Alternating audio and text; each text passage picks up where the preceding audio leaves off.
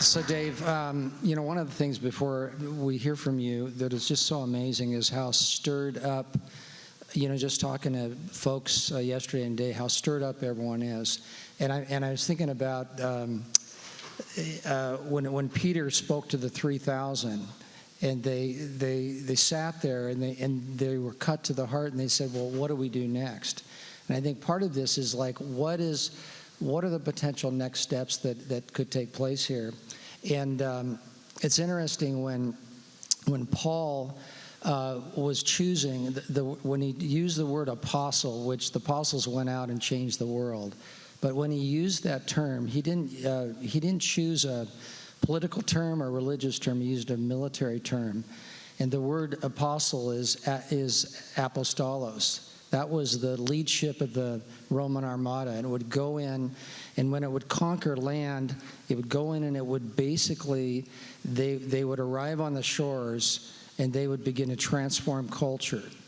And so they would, the art, the roads, the music, all of the entire culture would become so Romanized that when Caesar would come through, he would say, this looks a lot like home. And I just think about this movement and what God's called us to do is it's not so much the real estate of the land, because listening to you, it's the real estate of the heart. And so we think in terms of how do we invade the territory of the heart together and consider how that culture gets changed such that when Jesus comes back, he says, this looks a lot like heaven. So tell us, what can happen here in the coming years with this movement that started here?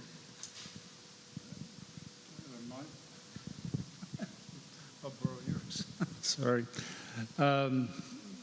First of all, this doesn't happen without the Holy Spirit. And my wife, I woke up at, was down here at 4 o'clock this morning, and she goes, oh, no, not again. and I came down in my sweats and barefoot, and I sat in every chair here. And I really prayed for each one of you, because this movement and the ability to affect people through our wealth and through our real estate holdings is not going to happen unless you really get serious and you seek the Holy Spirit. And so first of all, it starts with prayer. And I took the time this morning to pray at each one of your seats, because it's not about me talking you into anything. It's the Holy Spirit needs to move in your life. And the thing that was so odd is I kept thinking about many of you people that I've met, and many of you are younger than I, and all of you are younger than I. And the word that I'm going to offend everybody. The word clueless came to mind. And so many of you I met in the last 3 days, I just came away from our conversation thinking, this person is clueless. They have no idea of the potential that they have. And the majority of the time when I've met people here in the last few days, I keep thinking, I didn't have this much potential when I was their age. And it's a real burden for me, because I just hope I'm around to see you when you realize the potential that God has called you to. And not just your wealth, your heart, your time, your effort. We got to quit being clueless. And I'm going to drill this into you forever.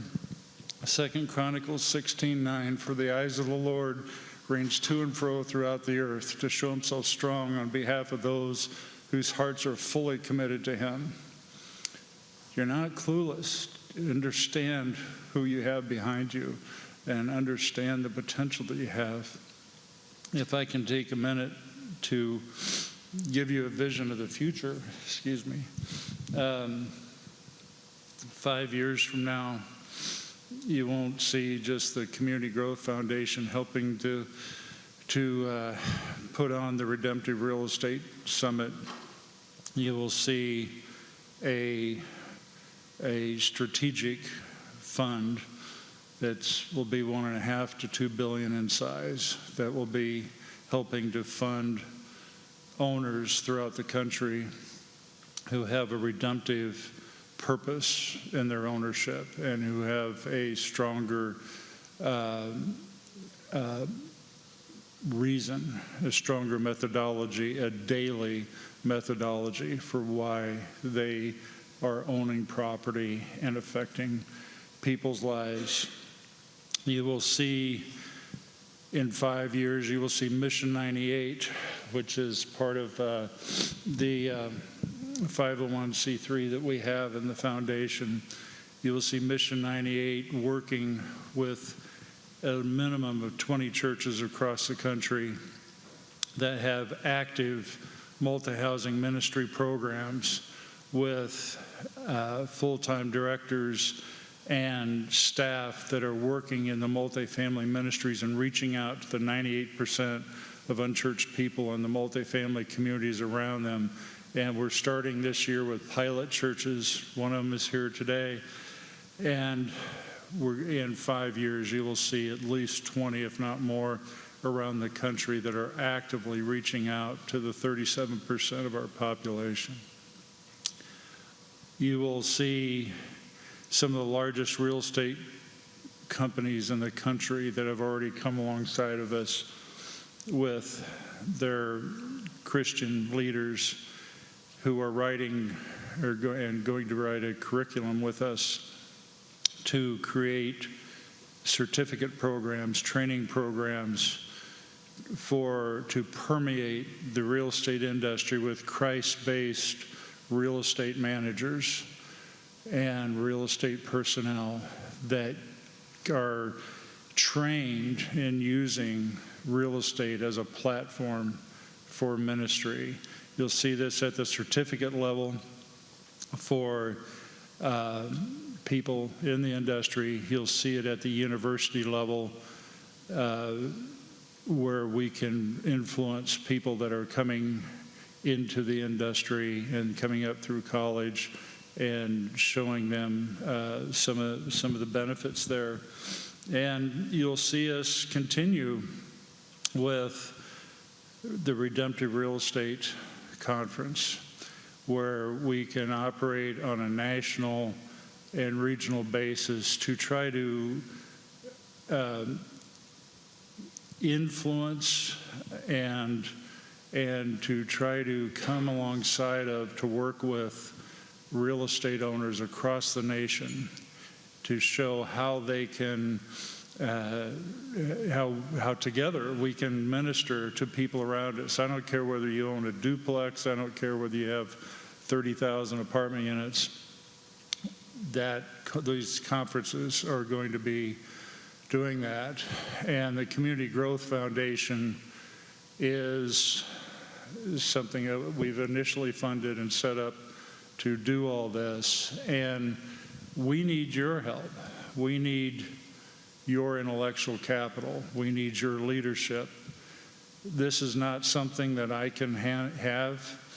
It's the Holy Spirit has really been talking to me about this for several years. And it's something that's bigger than I am. It's something that I can't lead.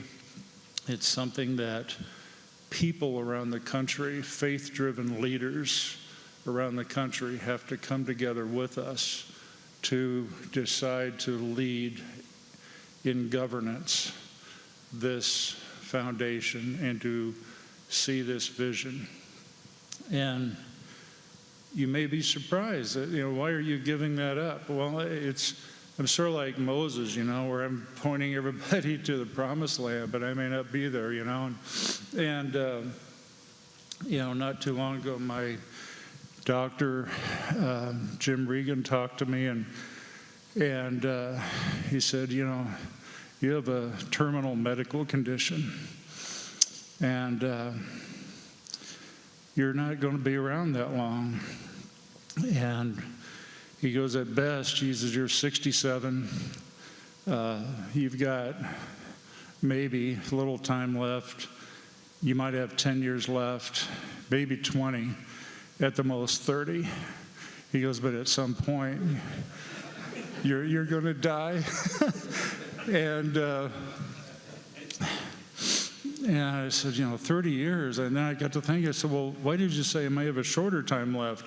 He goes, I've driven with you before. He goes, you could go tomorrow. But I've only got 30 years left. And I don't want to waste my time with people that aren't serious. I don't have time for facial relationships. And I'm not trying to be rude. You've got comment cards in front of you. What I need from you guys is some decisions. Leadership is seeing the consequences of our actions further into the future than those around us. And that's what I do. And that's how I lead. And I need you guys with these comment cards to decide, are you going to lead? Are you going to follow and support? Or are you going to get out of the way? And it's real simple. But I'd love to have your participation. How many of you appreciate David Snyder? Just all that he's brought to this.